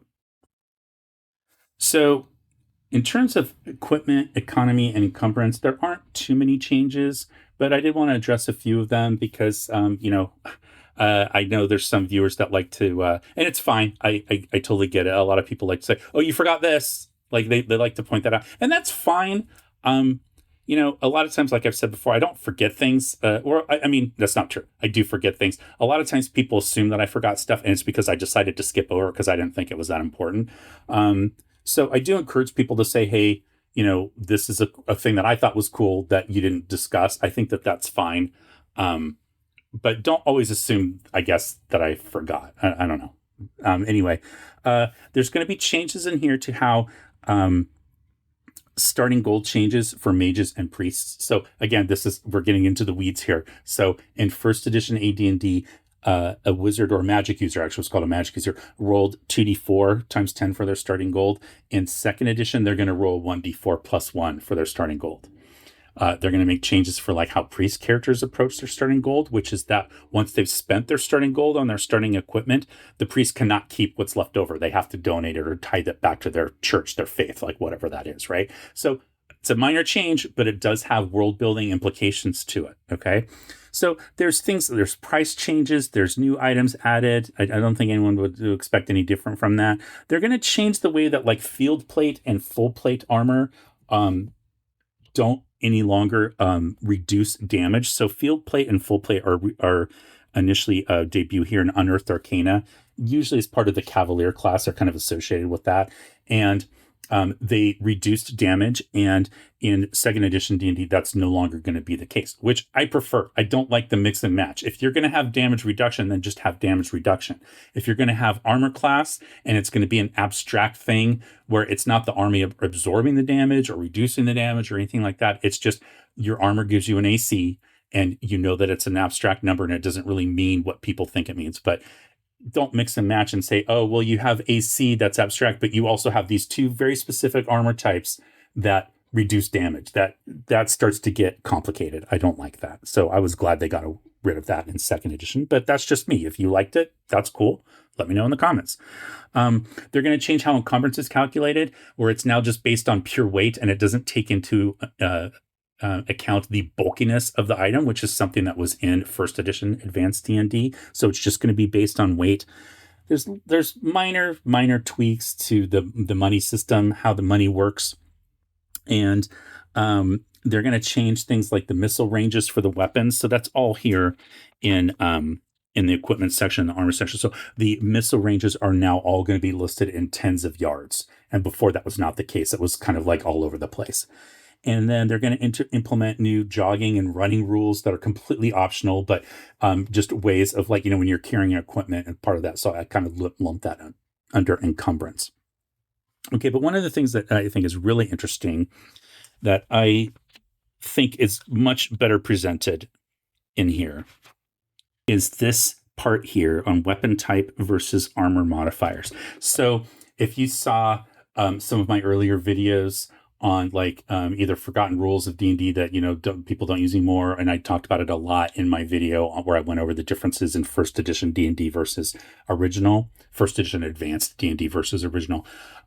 There was a table and rules that we never used at the table. I know a lot of people did use them, but a lot of people didn't. I think more people didn't use them than did. And it was the weapon versus AC table. And it was this table that showed you by weapon, when you were attacking someone with a certain AC, whether you got a bonus or a penalty or nothing, no change to your attack roll based on the weapon that you were using. And it was very confusing. And the reason it was confusing is because it said weapon versus AC. And they've already told you that the armor class is the number that you need to roll to hit a character in combat. And the armor class is based on what kind of armor you're wearing. And then it takes into account things like your dexterity and whether you have a bonus or a penalty if you have a high dex or a low dex, and whether the armor is magical or not, and certain circumstances like, are you being attacked from behind, or all this kind of stuff. All of that adds to your armor class, right? Well, the weapon versus AC table in first edition unfortunately uses AC to mean the classification of armor that you're wearing, not your actual AC. And that's part of the reason why we never use it, because we didn't understand that. Well, here they're going to be very clear. Weapon type versus armor, it just says versus armor modifiers, and it doesn't give you an AC. It tells you the type of armor. So banded mail, brigandine, chainmail, field plate, full plate, etc. And it's going to tell you if you're using a slashing weapon, piercing weapon, or bludgeoning weapon. So they're going to collapse the weapons from, the first edition table was every weapon type: dagger, dart, Beck to Corbin, which is a polearm, Lucerne hammer, Morningstar, whatever it was, and it was going to tell you what the bonus or penalty was to hit these different ACs. This is going to break it into just 3 different classifications: slashing, piercing, or bludgeoning, and then give you this table here against the actual type of armor, and then it specifically tells you that the armor type is not this. It's not like the armor class, and it doesn't matter what your dexterity is or if it's magical or anything like that. It's just the type of armor. So it's an optional rule, but I think it was much better presented here. And had the original one in first edition been presented this way, so that I understood that it wasn't the actual character AC, like the final AC, but it was the kind of armor they were wearing, I probably may have at least been more likely to try to use it, although it was, again, a little bit cumbersome. But that's it. So that's kind of the quick look at the changes in the equipment, economy, and encumbrance. Okay, so that's that. Now we can go on to looking at combat, spells, and monsters. So I think there's probably kind of 4 big areas to talk about here. So I'll talk about those first, and then we'll kind of get into the more minutiae areas. So I'd say the biggest one in here, or one of the biggest ones in the combat section, is going to be the standardization of the use of THAC0. I know some people say THAC0. I don't. I say THAC0. Say it however you want. Which is to hit AC 0. So a lot of people think that this concept debuted in earlier editions of D&D. There were tables, and a lot of people say, oh, it was in the first edition Dungeon Master's Guide in the back in the appendices. That was not technically THAC0, and I'm not as good at explaining this, but I did mention this before. My friend Mark Clover from Creative Mountain Games has a whole discussion on one of his podcasts where he talks about why that isn't THAC0, because of the way that the numbers work out. Anyway, just listen to his podcast to learn more about that. But they're going to change the progression a little bit here in THAC0. But this is the edition, second edition, that standardizes using THAC0so that you understand how to calculate these numbers. And they're going to show you at different levels, first off, your THAC0 improvement. Okay, so your level. So this is this table here that I'm looking at. If you should probably pause if you're just listening, so you can look at this later. But this is going to show you by level for the different character groups: priest, rogue, warrior, and wizard, what number you need to roll by level to hit AC 0. and then you can change it from there. And then it's going to tell you like warriors improve 1 point per level, priests improve 2 points every 3 levels, rogues improve 1 point every 2 levels, and wizards improve 1 point every 3 levels. So warriors are the best, wizards are the worst, and rogues and priests are somewhere in between. So that there's nothing really new there as far as which characters are better and worse at combat. But again, the standardization of using THAC0 is going to be in 2nd edition Advanced D&D. Now, there's also an unlimited progression that's going to happen here as far as like how far you keep going with THAC0. All right, so then another thing that is going to change in here is going to be the surprise and the initiative rules. So they start kind of defining it here, and then we're going to get into some more details. So here on page 89, and then we're going to get into some more details as we get into specifics.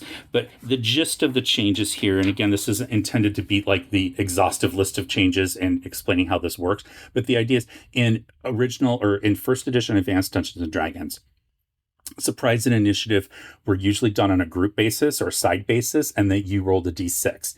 And in 2nd edition, you're going to roll a d10 instead of a d6. Now, what's interesting is I have heard that Gary himself used d10 when rolling those numbers, not a d6. 1st edition AD&D was written at a time period where d6s were just more common, and d10s actually weren't common at all. The d10 is the latest to the dice pool that we use, unless you get into the crazy Dutch Recall Classics dice. But, back then, a d10 would have been a d20 that was numbered 0 through 9 twice, and you had to color in half of the die, the numbers, so that you knew which half was the 10s and which half was the 1s. Or you could get 2 different dice and then say this is the 10s number and this is the 1s number, but they were numbered 0 through 9 a lot of times. The numbering the d20 1 through 20 doesn't come until much later, and that's when the d10 is introduced. Okay, but in any event, in 2nd edition AD&D, we're going to move from rolling a d6 to rolling a d10. And it's also going to leave it in the hands of the DM to determine if surprise, specifically something like surprise, should be determined on a group basis or an individual basis. Now, most people are going to do it on an individual basis because different character classes, different races, and different circumstances are going to apply like your ability score, even your dexterity to your surprise roll. So an individual basis sometimes makes more sense because certain characters might be better at not being surprised, as an example. But in other cases, they're saying like, the example being like, if people are on guard duty, as an example, and the rest of the party is asleep and you have 2 people on guard duty, but they're kind of like, chit-chatting and not really paying attention. Well, in that case, you would roll group surprise because it doesn't really matter at that point that one of them is better at not being surprised because they're not really paying attention like they should. As again, that's just an example, but it's going to change the surprise and the initiative rules. Now, the other thing that's going to come out of that, of course, then it's going to be how long surprise lasts and what you can do during the surprise round. So one of the big changes from that's going to happen is that we're going to eliminate the use of segments in a round. So in Advanced D&D 1st edition, a round is defined as being 1 minute long, and it's broken up into 10 segments of 6 seconds each. Okay, and so I talked all about this in my video on Advanced D&D 1st edition and how it was different from original D&D, and the introduction of segments in there and determining at what point during that round does a spell go off based on how many segments it takes to cast that spell and all that kind of stuff. Well, we're going to eliminate segments in 2nd edition, so that no longer exists. So the shortest unit of time that exists in 2nd edition is the 1 minute round. Okay, and it's also going to tell you during the surprise round, there's no spell casting. It's just making it easy. It's clean. It's black and white. No spell casting during the surprise round. Okay, so that's much easier to understand, not calculating like what segment does the surprise happen and blah, blah, blah, all that kind of stuff. Okay, and so that is one thing that's going to happen with the surprise and the initiative is that elimination of segments. Okay, now another big change that happens in here, and we kind of already talked about it, but it's the spell restructuring, okay, of during combat, how spells work. Also, just the way that they're grouped together. So we talked earlier about how cleric and druid spells are broken up into spheres. Wizard spells are broken up into schools, but they're presented as a single list. So in 1st edition Advanced D&D in the Player's Handbook, the Illusionist spell list was a completely separate list from the Magic User spell list. There was overlap 100%, but illusionists got like their own spells that magic users couldn't cast, and vice versa. Okay, and this revision of the rules in second edition, the way that the spells are going to happen for the specialty spells is the spells are going to be for wizards, that is, wizards and mages. They're all going to be listed together, but then it's going to break them up into school. And then the only difference that you need to know if you are a specialist wizard is what your opposition school is, so that you don't pick spells from that school because you're prohibited from taking them. Okay, so that's that. And then, as far as the monsters, I kind of already talked about the monsters a little bit, but another big change that's going to happen in this section that we're looking at, which is combat spells and monsters, is the idea that monsters are just presented a little bit differently. We talked about that. But the other thing is they get a lot tougher, especially the dragons. Dragons get a lot tougher in second edition versus first edition. There's a lot more types of dragons as well. You have gem dragons and emerald dragons and that kind of thing, as in addition to the chromatic and the metallic. Okay, but in general, dragons are tougher. And that goes across the board for a lot of the things that you're going to see in the monsters here, is the stats are going to change versus what we saw in first edition. It's not horrible. So, if you accidentally used a first edition monster in second edition, it's not going to kill anything. You know what I mean? It's not going to break your game or anything like that. But in general, just know that the monsters as presented in second edition, a lot of them are tougher than they were in first edition. Okay, so those are sort of what I think are the big changes in this combat spells and monsters section, but of course, it's not all of the changes. So just a few examples here of things that happen. Second edition is going to implement the idea that a natural 20 always hits. So we've seen this on and off in different editions of D&D. It is definitely not part of a first edition advanced D&D. BX, I believe, has this rule that a roll of 20 always succeeds. But it wasn't in first edition. Second edition is going to make that a core part of the rules. A natural 20 always hits. You have changes in things like magic resistance no longer scaling with magic with caster level. You have things like saving throws changing a little bit. You have differences in how to approach non-lethal combat, two-weapon fighting, this kind of thing. Hit point recovery rates are going to change. There's different rules for henchmen that are going to happen in here. The light radius is going to be reduced a little bit from spells and things like that. They're going to talk about how all characters have a base 40% chance to climb. So that was something that was new, because in first edition D&D and in Greyhawk, it tells you that a thief can climb walls and gives a percentage. Now, the idea is that it wasn't walls, it was sheer surfaces. It was supposed to be a very specific case. But a lot of people are like, well, my character can't climb because I'm not a thief, which was not the intent of that, but that's how people interpret it. So this is going to very specifically tell us in second edition that characters have a 40% chance to climb. And then they're going to change the climbing modifications based on using rope and blah, blah, blah, like whatever you're doing to climb. They're going to make, on the magic side, they're going to make spell components optional. I love spell components. I know a lot of people don't like it, but I think that they can be a fun addition to the game and create a lot of different quests for a group to find specific spell components. But second edition is going to make them optional. And then they're going to change things like, as far as like fighting and things like that, death from damage. So if you take more than 50 points of damage in a round, that's going to be a new rule that's going to impact your character. So no matter how many hit points you have, if you take 50 points or more from a single blow in a combat, that is going to kill your character. So that's a new thing that is added here in second edition. So it's like little things like that, I think, that are going to make kind of a big difference in the way that you approach the play. But again, as far as the overall, I guess it changes the flavor of the game a little bit, but like mechanically, it doesn't change that much. The mechanics changes are so minute, but when you start adding them up, they do kind of imply a different type of game than the one that was played in first edition. And I think that's the biggest change of all. But that's our look at combat spells and monsters. So that's going to be our look at the second edition Advanced Dungeons and Dragons and its changes primarily from first edition.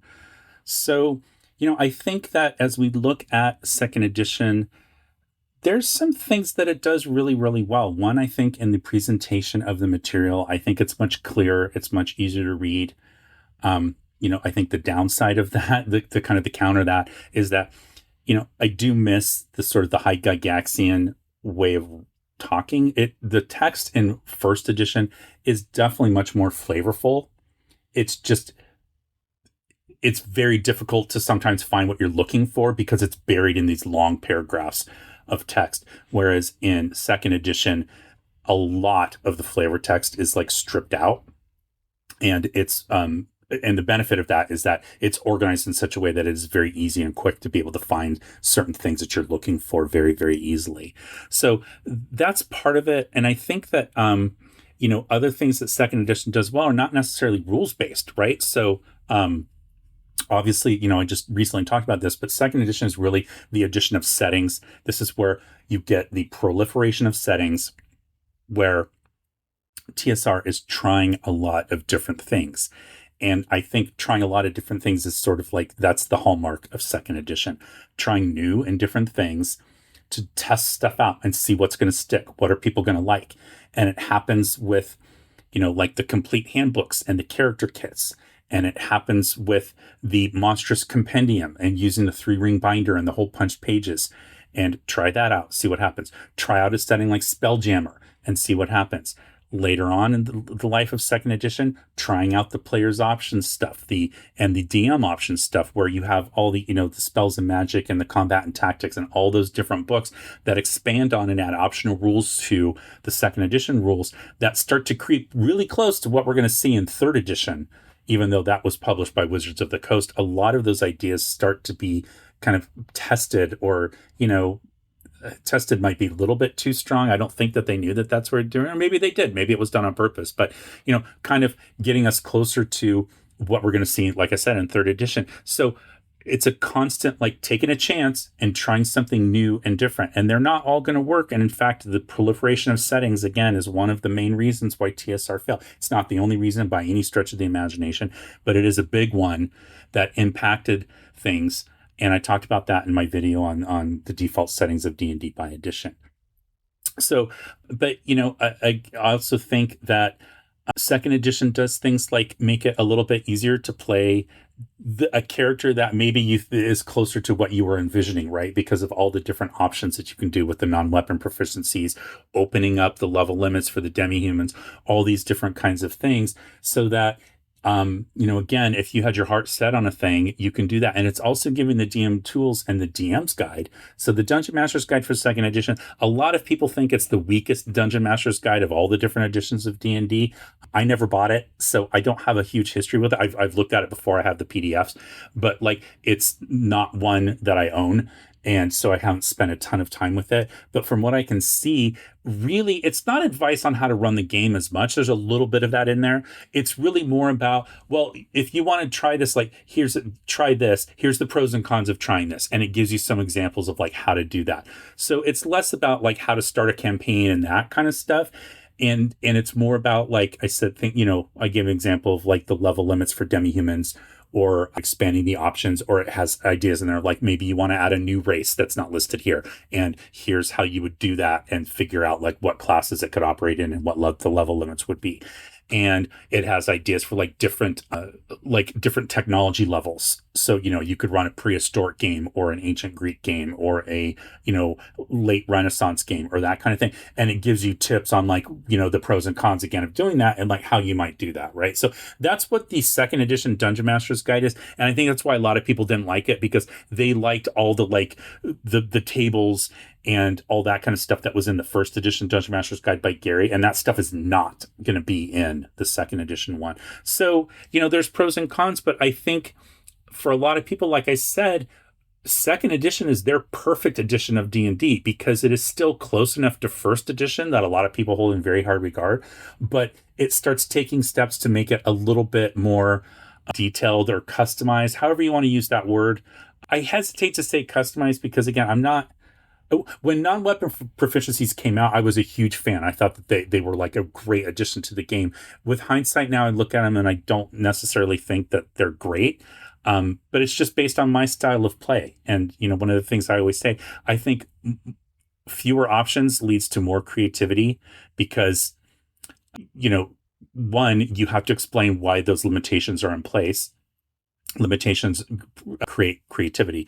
But also, if you have non-weapon proficiencies listed on your sheet, you're going to spend more time during your game looking down at your sheet to see which weapon proficiency you've taken that might be applicable to a situation, as opposed to, approaching it by, can I try this? Can I try this? And that's how the players on my daughter's game react. They never look at their sheets, almost never.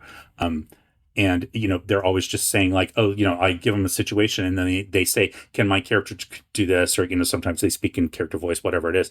And they're not being limited by what's on their sheet. The sky's the limit for them because they don't have to worry about keeping track of how many points they put into their fire starting skill or whatever it is, right? So, but again, like I said, for a lot of people, this is their perfect version of D&D, and I would love to hear from those people and have you explain why. And I'm not attacking anybody. I think there's a lot to like about second edition, but I think it would be interesting just to hear like what did you think it changed from first edition that you didn't like and made it like the version that you prefer, right? So I would love to hear from folks like you down in the comments. Also, I'd like to hear from folks who maybe I skipped over, like maybe you wanted more of a deep dive on the monsters, like how did the monsters change specifically from second to first? And maybe you'd like to see me do like similar that I'm doing with my classes, like the fighter through the different editions or the magic user through the different editions. Maybe you'd like to see that with specific monsters, like a specific one, and see how it's changed over time and the way that we view it and use that monster in our games. So that's kind of stuff that you can let me know in the comments if that's something that you would like to see, and also for this particular series, let me know if you want this to continue. I know the vast majority of people who watch my channel either strongly prefer TSR era D&D, or some of them are very anti, like they don't want to learn about anything with WotC era D&D. And it's very hard to balance viewers who are on opposite sides of that equation. So, I guess there's always going to be videos that maybe you're less interested in, but I hope that as a fan of the channel, you would at least give the video a chance and what my take on it is. So, but if you want, I hadn't planned to necessarily keep going. Let me know. Also, do you want me to cover these skills and powers and like the player's options stuff as a separate video on the changes that they made? Let me know that in the comments below. And again, if I missed anything in particular, so one of the things I remember just right now off the top of my head that I didn't cover here was like for gaining experience points, there's a whole different approach to experience points in second edition advanced D&D as far as the flexibility that the DM has to award experience on an individual player basis for things like good role playing or creative thinking or that kind of thing. But also it's going to change training to advance in level and make it an optional rule. Whereas in first edition, training was a requirement. You had to pay time and money to train to advance in level, even after you'd gained the experience points. It wasn't automatic. And that's going to become optional in second edition. So if there's something else like that I missed that you want me to cover, definitely make sure to leave that in the comments below and let me know. And then while you're down there, you'll find places to join me on social media. You'll find links to my blog. I did just do a new blog post. It's kind of like a part retrospective, part review. And so that's down in the comments below. You'll find links to all the places to support the channel, as I mentioned before earlier in the video. And that's going to be it. So thank you very much for watching the video. Stay safe, happy gaming, and I will talk to you next time. Okay, a couple things happening at Daddy Rolled a One that either coming up or just recently happened. So I just did a new blog post where I talked about the dungeon geomorphs, those old TSR ones from back in the late 70s. And the collection that I got was from 1980. And that was the thing I opened here on the channel. I think it was my last video. Jason from Shadowmane sent it to me. He had an extra copy that he didn't want anymore. And so I wrote a blog post about the dungeon geomorphs and how you kind of used them back in the day. But I related it to these new products that are coming out. This is from Bulwarks Publishing. And they're called dungeon domains. So they're sort of like a riff on the old school dungeon geomorphs. And these are from the guy behind Bulwark Publishing is called Bart Winans, and he sent these to me and asked if I would be interested in looking at them.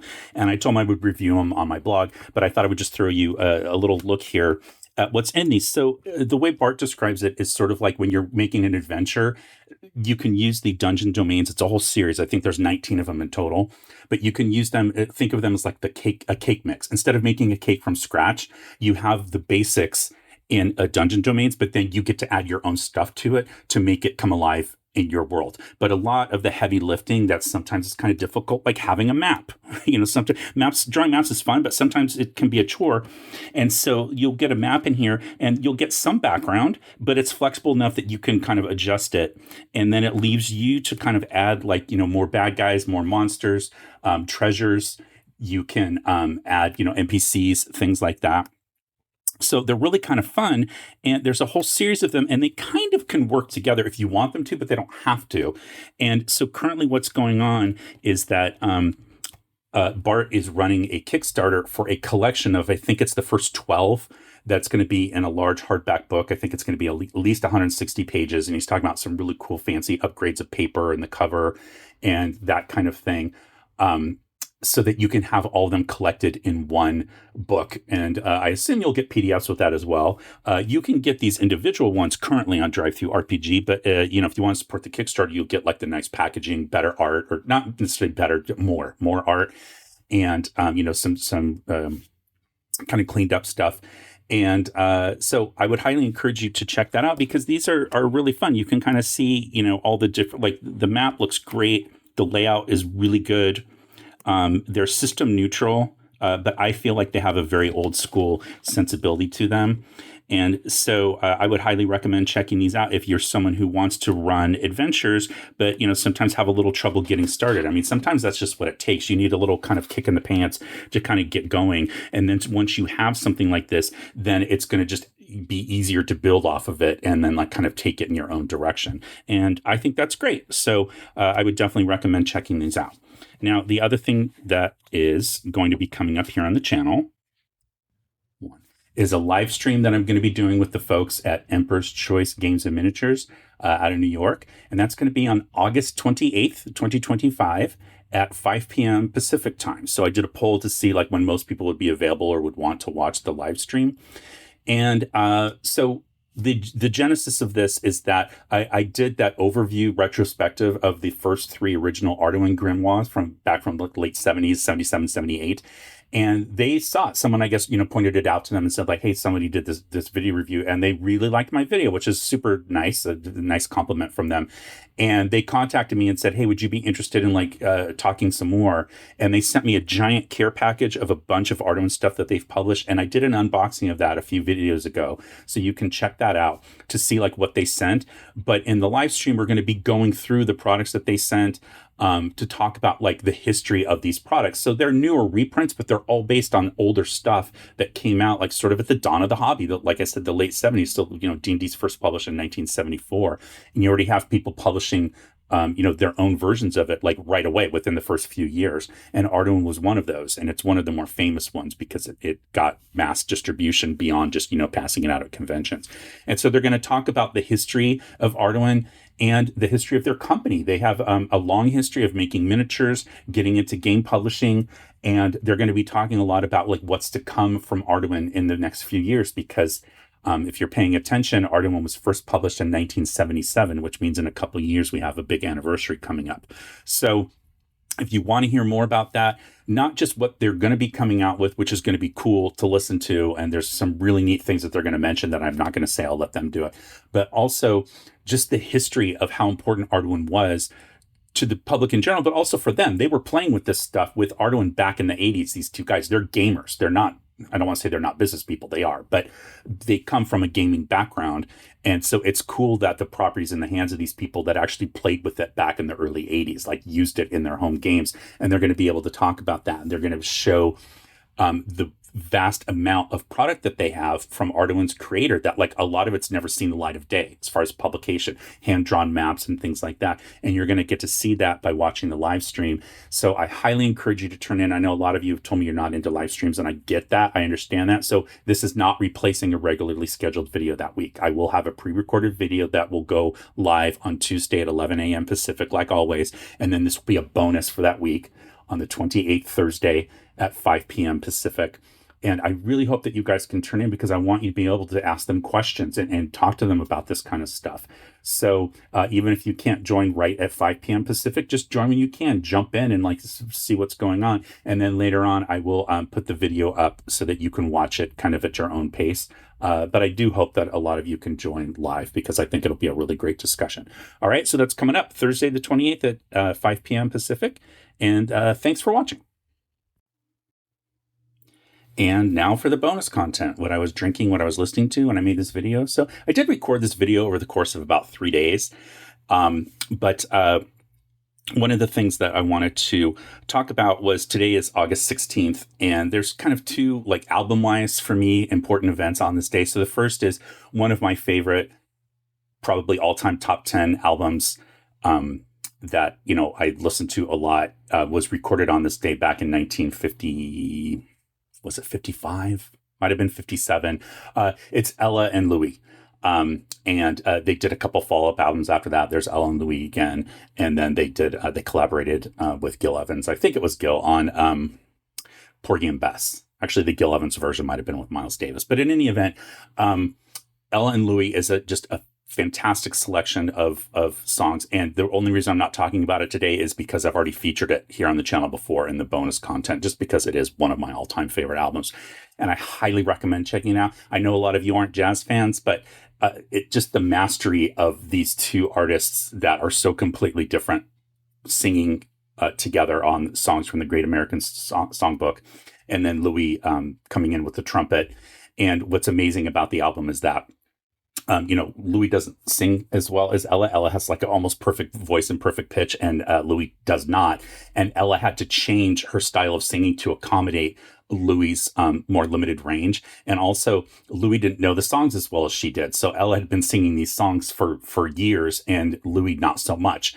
And so what's really funny is that a lot of these songs they almost sound like first takes, because you can tell Louis doesn't remember the words. So he stumbles through a lot. And when he doesn't remember, he's a consummate professional. So he just scats and he lets Ella take the lead and sing. And once you know that, it's really funny to kind of hear. And I think it's really amazing. Yes, they could have gone back and re-recorded it and made him memorize the lyrics, but then you would lose the spontaneity and the kind of the energy from the performance. But in any event, I'm not talking about that record, even though it kind of just did, because I talked about before, but also a very famous jazz piano player was born on this day back in 1929, so 96 years ago. And that's Bill Evans, one of my all-time favorite pianists. Now, I have talked about a couple of Bill Evans records here on the channel before. The first one is the Complete Village Vanguard series, which is, I think that's like a 5 LP collection from a famous concert. It's a live concert that he did at the Village Vanguard in New York, and with his famous trio. And then right after that, the bass player, unfortunately, Scott LaFaro, died in a car accident. And Bill was pretty crushed for a while. But that album is a huge tribute, of course, to Scott LaFaro. And but it's just a great album. It's called Sunday at Village Vanguard was the original version of the album that came out, where they took selected tracks, and then there was a companion album called Waltz for Debbie. And both of those, if you're going to listen to like 4 sort of like Bill Evans solo albums, those 2 would be 2 of the famous 4. The other ones would be Portrait and Jazz. And then this one, Everybody Digs Bill Evans. Now, if you don't remember, Bill Evans also played piano on 4 out of the 5 tracks on Miles Davis's Kind of Blue album and helped write a lot of the tracks. Well, that happened because of this album coming out, Everybody Digs Bill Evans, in 1959. So by this point, Bill Evans had left Miles Davis's quintet, had left the band and was going back to doing solo work. So he'd put out one previous solo album in 1956. And so it's been 3 years since he's put out sort of a solo album. So this is a combination of him playing a couple of solo tracks, but just solo piano, but mostly it's going to be him with a trio. So it's going to be Sam Jones on bass and Philly Joe Jones, no relation, on drums. So Sam Jones is from Florida and Philly Joe Jones is from, of course, Philadelphia. Okay, so and it's a mix of standards and tracks that like original tracks. So Minority was kind of not written by Bill Evans. You can see it's written by Gigi Grice, but it became sort of a later jazz standard. And then Oleo by Sonny Rollins. So he's going to do those. But then Night and Day, Cole Porter, very classic song. You've got Lucky to Be Me, Leonard Bernstein. And so those are those are kind of like the more classic of the jazz standards that are on here. But then Bill Evans himself is going to write a few different songs on here. Now, the one that I particularly like is called Peace, Peace. So if you're listening and not watching, it's Peace, Peace, and then Peace, Piece. So Peace, Peace. And that is the track that Miles Davis liked so much after this album came out that he had Bill Evans come back and put him on 4 out of the 5 tracks on Kind of Blue. And it was because of that song in this particular album. And so once you hear Peace, Peace, you'll immediately recognize that it's the introduction also on the song Flamenco Sketches, which is the last track on Kind of Blue. So these are all kind of related together. I've told you before, 1959 is like sort of a key year in jazz history. So many famous albums and important albums came out in 1959, and I would put this up there with them. I mean, the key ones are, Kind of Blue and their Time Out by Dave Brubeck, and The Shape of Jazz to Come by Ornette Coleman, and Mingus probably are the 4 that most people talk about, but there's so many more that came out that year beyond just those. So I like this album enough. You can see I have 2 different copies here, and the reason I have 2 is because the one that I got first was in stereo. But then a year or 2 ago for Record Store Day, they came out with a very nice pressing that's on mono. And so why would you want that? Well, for me, I sort of feel like if it was originally recorded in mono, then that's the version that I want to have. So I know a lot of people, like the Beatles, for example, the vast majority of their albums up until like the very late 60s were originally recorded in mono. And then they were remastered in stereo, but they were never intended to be played in stereo. And you lose something. Honestly, you do. You don't really gain, because when you start splitting the channels of where the sound's coming from, well, they didn't record it that way. It wasn't engineered that way. And so it just sounds different. And so for me, I'm fine to have a mono version and a stereo version. But if I had to choose and the original was in mono, then I would want the mono. So one of the things I think I've talked about this before. One of my favorite jazz vocal albums is by June Christie, and it's called Something Cool. And she originally recorded it in mono. And then when stereo became a thing, she didn't just like remaster the original album. She went back into the studio with the exact same band years later and re-recorded every track in stereo. So in that case, that's fine. You'd want both, right? Because those are both different experiences. But anyway, that's why I have 2 of these. I would definitely give this album a chance and check it out. And again, it's not party music, guys. Like, I know I get a lot of people say, like, I'm mostly a metalhead. And I totally get that. I grew up with metal in the 80s, and that was my thing. I can't really listen to metal when I'm working, like when I'm writing or focusing or concentrating. It just doesn't work for me. And also, I'm older now, and I appreciate the musicality and the technique and stuff of jazz. And I've just grown to learn to love it and appreciate it. But, that's just me. And, listen to what you like, right? Okay, so that's probably enough about the album. Let's talk about this drink that I have here. Well, I'm going to go back to that other album I talked about, the Ella and Louie album. So this is an Ella Fitzgerald cocktail. What exactly is that? So it's a gin sour that's been changed and riffed a bit. So in the 1990s, a very famous bartender in New York, I think he was at the Rainbow Room, but Dale DeGroff. So he's kind of like the guy who helped rediscover all these classic cocktails that people stopped making during the disco eras of like the 70s and the 80s, when people were making really garbage cocktails full of sugar and a bunch of like, really poor ingredients and poor techniques, a lot of premixed, sugary stuff.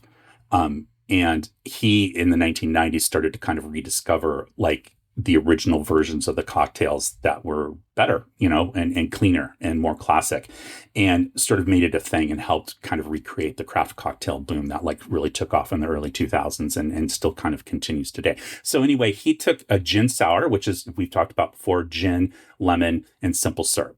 Very simple. It's just like a whiskey sour, but with gin, right? And all he did was, well, he changed the proportions. So it's 2 parts gin to 1 part each of simple syrup and lemon. And then he added a couple dashes of Angostura bitters. Okay, so an Ella Fitzgerald cocktail. Oh, so that's called a Fitzgerald. That's the version that he did. Okay, so when you change things, you get to change the name. You don't just call it a gin sour with bitters. That's boring. So it's called a Fitzgerald. Well, the Ella Fitzgerald, this is not a classic by any means, and there are many different versions of an Ella Fitzgerald cocktail. There's not one specific one, but the first one that I saw, it takes the Fitzgerald recipe from Dale DeGroff, and then adds in the addition of muddled blueberries. So by muddling, all you do is I put the simple syrup in my shaker tin with the Angostura bitters, and then I added a few blueberries, maybe like 7, 8, whatever it was, and then I used my muddler and I pressed it down. You don't want to mash, and you're not trying to like necessarily overly juice the berries and pulverize them. You just want to give them like a light press until the juice does start to come out a little bit. And they're going to get shaken out more when you shake. Okay. So if you don't have a muddler, just use the back of like a wooden spoon or something. Just make sure to be kind of gentle. Okay. And then I added my lemon and my gin. And then I shook it in a shaker tin over ice for about 15 to 20 seconds. And then I double strained it, which means I used the strainer on my tin. And then I held another strainer like a sieve over my glass to make sure that I didn't get any of like the blueberry skins in my drink, because I didn't want that. And so that's the Ella Fitzgerald. Now I took this one step further this time because I was actually out of regular simple syrup and I'm lazy and didn't want to make any more at the time. It's not difficult, but you have to heat it. And I didn't want to wait for it to cool down to put in my drink. But I did have some lavender simple syrup that I had made before using, lavender petals. And so, and it's pretty light in flavor, but it's definitely darker in color. And so that's a little bit of a rough even on top of the regular Ella Fitzgerald. So that's the cocktail. Let's give it a little sip here.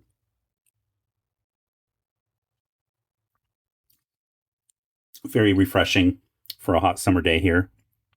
And, yeah, I quite like that. So I actually slightly dialed down the simple syrup because I just don't like my drinks that sweet. But anyway, that's the Ella Fitzgerald. This is the album Everybody Digs Bill Evans. I hope you guys check them out. And if you do, let me know in the comments below. All right. Thanks so much for watching, and cheers. And I will talk to you next time.